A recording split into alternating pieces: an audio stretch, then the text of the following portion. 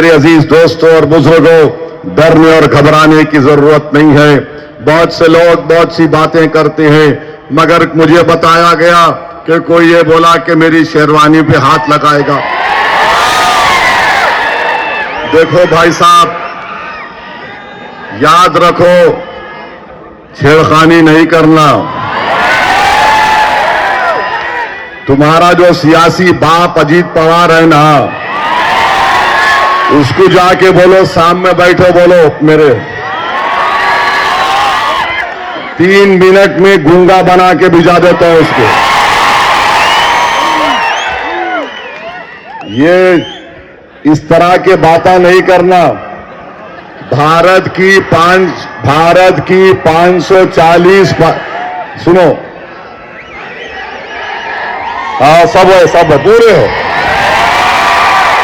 भारत की 540 की पार्लियामेंट में जब हम बोलते तो जिसको खुजली होती है उन्हें हमारे को खुजा लेता हमारे से।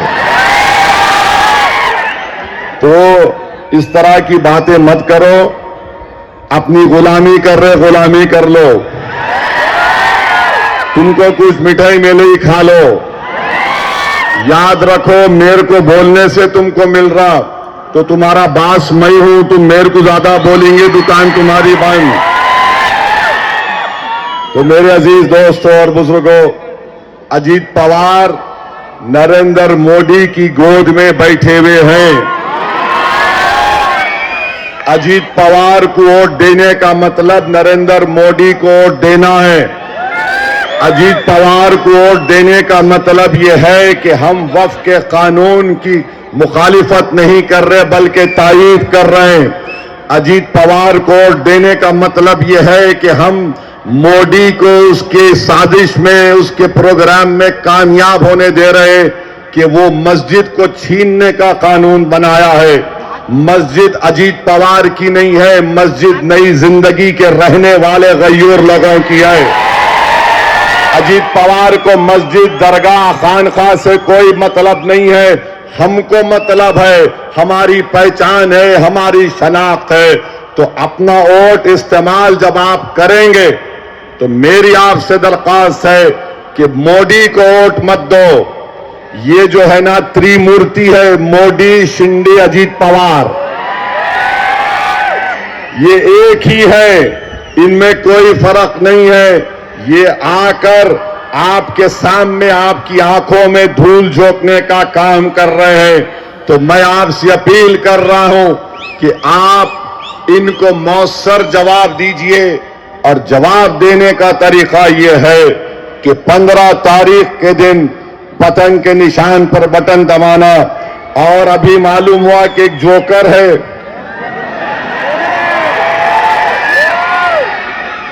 प्रभाग नंबर 22 से अजीत पवार का कैंडिडेट बना है। अभी अपने बाप का नाम लेना, मेरा नाम क्यों ले रहा तू है? बोल रहा कि मेरे को एक वोट दे दो, 3 पतंग को दे दो। तू अपने बाप का नाम बोल, सियासी बाप तेरा कौन है? हम अपनी पार्टी के नाम पे वोट मांग रहे हैं। प्रभाग नंबर 22 के लोगों से अपील कर रहा हूं, पतंग को वोट देना, ये दुमछल्ले जोकरों को नहीं देना। आप जरा तो शर्म रखो, जरा तो शर्म रखो। कुछ नहीं, एक मेरे को दे दो, 3 उधर, 3 नहीं, 4 नहीं, बल्कि पूरे 50-60 हजार वोट पड़ने वाले पतंग के नाम पर इंशाअल्लाह ताला। यानी अभी से मालूम हो गया उनको कि अजीत पवार का नाम लिए तो टाटा बाबा खींच देने वाले हैं लोग। अब ऐसा ही होने वाला है। 15 तारीख को कोई नहीं रहेगा। तुम ये 22 नंबर, हाँ, और एक मेरे को बोले प्रभाग नंबर 16 में भी हमारी बहन लड़ रही। बहरहाल जहां भी मजलिस के उम्मीदवार है, आपको पतंग के निशान पर बटन दबाना है। आप दबाएंगे ना? मजलिस को मजबूत करो।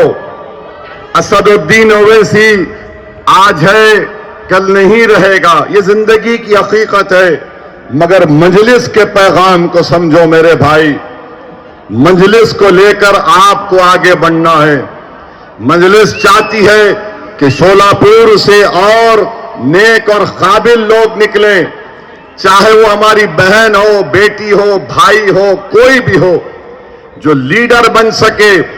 याद रखो ये काम हमको करना है, कोई आसमान से अब कोई आने वाला नहीं है, हमको ये काम करना है।